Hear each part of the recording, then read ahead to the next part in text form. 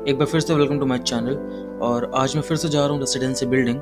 और आज इस वीडियो में मैं आपको बताने जा रहा हूँ यहाँ की कुछ अनटोल्ड हिस्ट्री के बारे में। और अगर आपने इसका पहला वाला पार्ट नहीं देखा है तो आप सिंपली ऊपर के आई बटन पर क्लिक करके वो वाला वीडियो चेकआउट कर सकते हैं।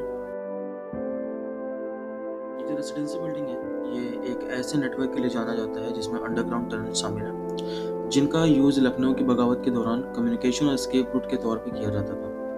और आज भी इन टनल्स का एक बड़ा सा हिस्सा अनएक्सप्लोर्ड और इनएक्सेसिबल है। और ऑनलाइन इन्फॉर्मेशन में ये भी बताया गया है कि इनमें से कुछ सुरंगें बड़ा इमामबाड़ा जैसी बिल्डिंग में भी जुड़ी हुई हैं, लेकिन इन टनल्स का राज आज भी एक बड़ी पहेली बनी हुई है।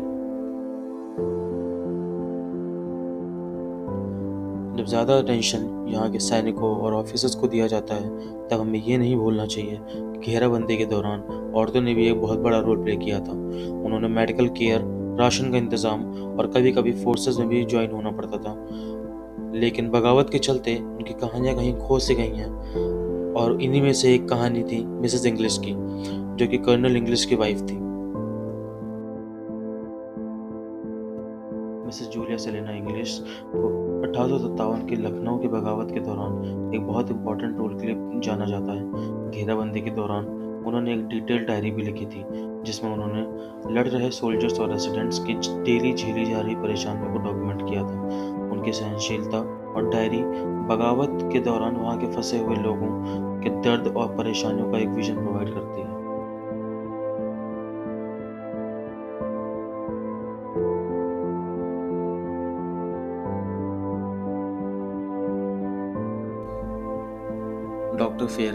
डॉक्टर फेरर बगावत के दौरान एक फेमस पर्सनैलिटी बन चुकी थी, जिन्होंने अपने रेसिडेंस को एक टेम्परेरी हॉस्पिटल में बदल दिया था। रेसिडेंशियल कॉम्प्लेक्स के अंदर उनका घर अंग्रेज़ों के लिए एक लाइट ऑफ होप बन चुकी थी, जहां उन्होंने अनगिनत घायलों का इलाज किया। और लगातार हो रही गोलीबारी के बावजूद भी उन्होंने अपने काम को नहीं रोका और ट्रीटमेंट का काम जारी रखा। बेगम हज़रत महल नवाब वाजिद अली शाह के ज़बरदस्ती कोलकाता भेजे जाने के बाद उनकी पत्नी बेगम हज़रत महल ने विद्रोह का कमान संभाला। अवध की लीडर बन चुकी थी और लखनऊ में ब्रिटिश फोर्सेस के अगेंस्ट में घेराबंदी करवाना शुरू किया। उन्होंने हिंदू और मुस्लिम लीडर्स के साथ हाथ मिलाया, जिससे उन्होंने कम्युनल यूनिटी को ब्रिटिश रूल के खिलाफ जंग का आधार बनाया। बेगम हज़रत महल का कंट्रीब्यूशन सिर्फ सिर्फ सेना को लीड करना नहीं था, बल्कि उन्होंने राशन की सप्लाई और इकोनॉमिकल कंडीशन को भी मेंटेन किया। और यहाँ तक लखनऊ में स्टेट ऑफ वॉर होने के बावजूद उन्होंने कानूनी व्यवस्था को भी बनाए रखा। और इसी के साथ उन्होंने औरतों को भी लड़ाई में शामिल होने के लिए मोटिवेट किया। अजीजुन बाई अजीजुन बाई एक जानी मानी तवाइफ थी और नाना साहब की सेना से जुड़ी हुई थी। 1857 के हिंदुस्तान के विद्रोह में अजीजुन बाई एक जानी मानी हस्ती भी बन चुकी थी, जो लखनऊ के बजाय कानपुर से जुड़ी हुई थी। लेकिन उनकी कहानी इस बात का प्रतीक है कि कैसे तवाइफों और प्रभावशाली औरतों ने अंग्रेजी हुकूमत के खिलाफ लड़ाई में बढ़ चढ़कर हिस्सा लिया। एक तवाइफ होने के बावजूद अजीजुन बाई ने सामाजिक उम्मीदों को तोड़कर आज़ादी के संघर्ष में अपना मोर्चा संभाला। अजीजुन बाई को बागियों की सेना की मदद और स्ट्रेटेजिक हेल्प के लिए जाना जाता है।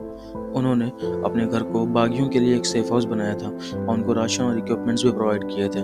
जासूसी और देशभक्ति की भावनाओं को कानपुर के लोगों में फैलाने का जिम्मा उन्होंने लिया।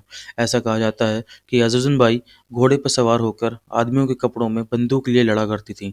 एक तवाइफ से एक योद्धा में बदलती उनकी तस्वीर ने सामाजिक रिवाजों को चुनौती दी और औरों के लिए इंस्पिरेशन बनी। उनकी कहानी एक मिसाल है कि कैसे महिलाओं ने अपने मर्यादा पर पैर रख देश की आज़ादी के लिए अपना सब कुछ ताक पर रख दिया। ये सिर्फ एक कहानी नहीं बल्कि एक इंस्पिरेशन है उन सभी के लिए जो अपने सपनों के लिए लड़ने की हिम्मत रखते हैं। आज हम इन कहानियों को सिर्फ इतिहास के पन्ने पलटने के लिए याद नहीं करते, बल्कि इनकी कहानियों को जिंदा रखने के लिए याद करते हैं। जय हिंद।